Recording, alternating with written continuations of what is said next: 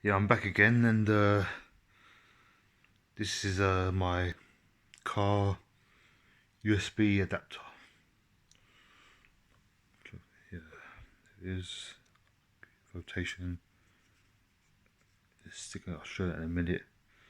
Basically, you plug that into a cigarette lighter, and you plug a USB. That's the top of it in there, and you use it charge your smartphone, or whatever. I'll show that sticker. See what it says. Input DC 12 volt, 24 volt. Output DC 5 volt. Something 5%. Yeah, made in China, so it's a cheap one. You plug it in. This red light's supposed to come on, I think. Yeah. I don't have a car. I don't know if I can use this or not. I don't know. I might get to my. I don't know if I might give it back to my brother if it was his, but I'm not sure if it was his or not.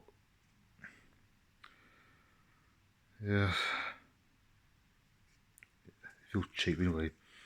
I don't know if this works still or not. I hope it does. But yeah. Yeah, I hope you enjoyed this video. Don't forget to like, comment, subscribe, and I'll see you in the next one.